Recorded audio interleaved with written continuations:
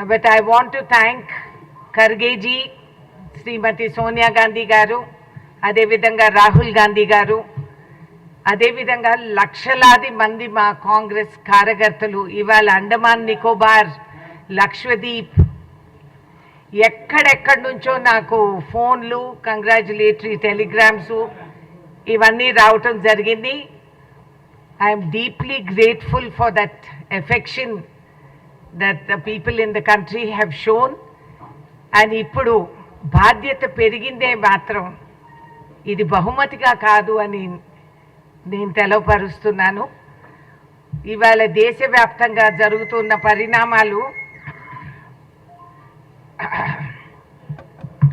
మీరు గమనిస్తే, ఉదాహరణకి మొన్న జరిగిన చండీగఢ్లో మేయర్ ఎలక్షన్స్ అప్పుడు పాత్ర వహించిన బీజేపీ నాయకులు ఏ విధంగా అప్రజాస్వామ్య పద్ధతుల్లో ఎన్నికల్లో పాల్గొంటే అవకతవకలు జరిగినాయి అని చెప్పి సుప్రీం కోర్ట్ ఆఫ్ ఇండియా వాళ్ళు తీవ్రంగా ఖండించి ఇది డెమోక్రసీనే హత్య చేసినంత ప్రయత్నం అనేది వాళ్ళు తెలవపరిచిన తర్వాత నిన్నో మొన్న ఆయన రాజీనామాలు చేయటం.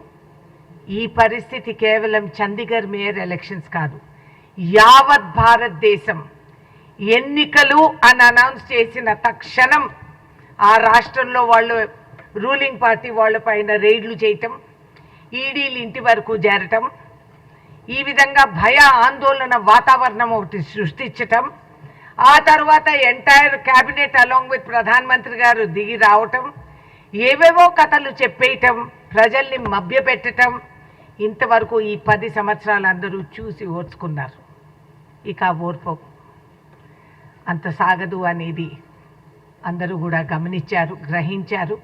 రాహుల్ గాంధీ గారి యాత్రపై లక్షలాది మంది స్పందించి ఆయనతో పాటు నడుస్తూ ప్రతి భారతీయుడు అనుభవించే నరకం, బాధ, ఖర్చు, ఈ విధంగా చదువుకున్న పిల్లలకు ఉద్యోగాలు లేని పరిస్థితి, ఉద్యోగాలు లేవని ఎవరు పిల్లనిచ్చే వాళ్ళు లేరు, ఇన్ని కష్టాలకి గురి అయిన వాళ్ళు ఇవాళ కాంగ్రెస్ పరిపాలనని ఆదర్శంగా తీసుకోవటం, ఈ రాష్ట్రంలో రాష్ట్ర ముఖ్యమంత్రి గారు రేవంత్ రెడ్డి గారు నూతనంగా ఎన్నికయ్యి ఆడవాళ్ళకి మాకు ఎన్నో సౌకర్యాలు కలిగించి ఫ్రీగా బస్సు యాత్రలు, అదేవిధంగా గ్యాస్ సిలిండర్ 500 రూపాయలు, అదేవిధంగా 20 యూనిట్స్ 200 యూనిట్స్ కరెంటు ఖర్చు మాకు తగ్గింది. అదేవిధంగా మాకు రైతులకి, కౌలు రైతులకి మేము అందుకుండే సహకారం, ఇంకా ఆరోగ్యశ్రీ అందరికీ కూడా మా భద్రాద్రి రాములు వారు మనకి ఎప్పటి నుంచో పౌరాణిక గుడి ఈ రాష్ట్రంలోనే ఉంది. ఆయన ఆశీస్సులతో అందరికీ ఆయురారోగ్యాలతో చల్లగా దీవిస్తారని, రైతాంగానికి సస్యశ్యామలంగా పంటలు పండుతాయని, ఇవాళ పార్లమెంటు దగ్గరే రైతులందరూ కూడా ఆందోళన తెలుపరుస్తూ ఉంటే వాళ్ళపైన డ్రోన్స్ పెట్టి టియర్ గ్యాసులతో వాళ్ళపైన ఈ ప్రయత్నాలు చేయటం, లాఠీలు చేయటం, వాటర్ క్యానన్స్తో వాళ్ళని కొట్టివేయటం, ఆ విధంగా అసలు పాకిస్తాన్, చైనా అక్కడ మనకి ప్యాంగాంగ్ లేక్ లే లడాఖ్లో కూర్చొని ఉంటే, అరుణాచల్ ప్రదేశ్లో చైనా వచ్చి కూర్చుంటే వాళ్ళను పలకరించే సత్తా లేని పరిపాలన బీజేపీ ప్రభుత్వం. కేవలం రైతాంగం పైన వాళ్ళ అధికార దౌర్జన్యం అంతా పెట్టి రైతాంగాన్ని గెలుగుతున్నారు. మేము క్షమించము. తోటి రైతుగా నేను కూడా వాళ్ళకి సహానుభూతి తెలుపుతూ వాళ్ళు చేసే కృషిలో నేను కూడా భాగస్వాములుగా ఉంటానని, రాబోయే పార్లమెంటు సమావేశాల్లో ఈ రైతాంగానికి న్యాయం జరగాలని, బీజేపీ చేసిన వాగ్దానాలకే వాళ్ళు అడిగినారు, మీరు అప్పుడు చెప్తే మేము విత్డ్రా చేసుకున్నామని, మరి ఇప్పుడు ఎందుకు అమలు చేయటం లేదు, ఎందుకు చేయటం లేదు అని అడిగిన సవాల్కి బ్యారియర్స్ పెట్టి వాళ్ళపైన దాడి చేసి ఇంత అసహ్యంగా యావత్ ప్రపంచం గమనిస్తూ ఉంది.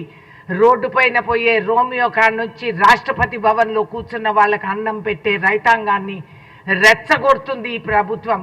తగిన పరిణామాలకి గురి అవుతారు. రైతు అంటే ఒక కులానికి మతానికి సంబంధించిన వాళ్ళు కాదు. రైతు అనేది భూమి దున్ని మనల్ని అందరినీ బతికించుకునేవాళ్ళు. వాళ్ళు కానీ తిరగబడితే ఏ పవర్ కూడా నిలబడదు. కాబట్టి హెచ్చరికతో కేంద్ర ప్రభుత్వాన్ని నేను హెచ్చరిస్తున్నాను, ఖబర్దార్, రైతాంగాన్ని आप लोग ऐसा हमको सताएंगे तो आपको समझ में आएगा कि किसान का हाथ सिर्फ हल नहीं चलाते हैं, किसान का हाथ आपके गलेबान तक पहुंच जाएगी. खबरदार.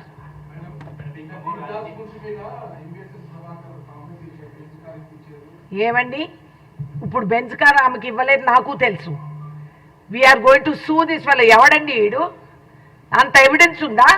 ఇప్పుడు కోర్టులో వేసి ముందు ఆయన కొనివ్వాలి బెంచ్ కార్. అదే పనిష్మెంట్. పిచ్చగా ఉంటే ఇవ్వను. ఎందుకు సంకం పెట్టుకొని దాచిపెట్టుకున్నాడు? అన్ని ఆధారాలు ఉండే అంత ఎవిడెన్స్ ఉంటే నాన్ సెన్స్. లేడీస్ పైన ఇష్టం వచ్చిన తబాండాలు వేస్తారు. మేమేదో ఏడ్చి కూలిపోయి కుమిలిపోతామని అనుకుంటున్నారు. కుక్క కాటుకు చెప్పు దెబ్బ అని సామెత ఉంది. కాబట్టి అనవసరంగా బౌబౌం అని చెప్పొద్దండి, చెప్పండి.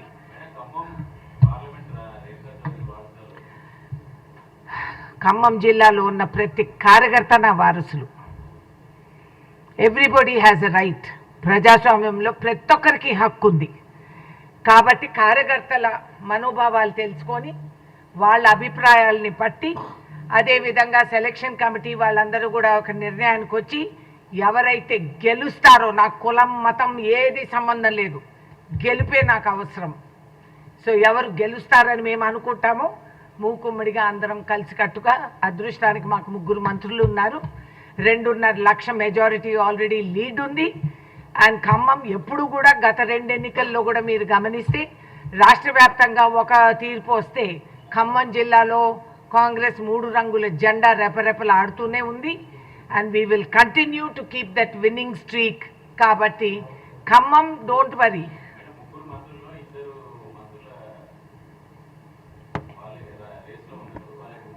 ముగ్గురు ఉన్నారు.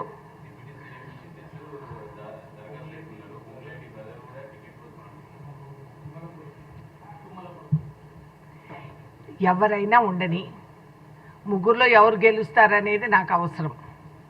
గెలిచే క్యాండిడేట్కే టికెట్. దీనికేం సెంటిమెంట్ లేదు, నేనే గెలుస్తాను. ఏమో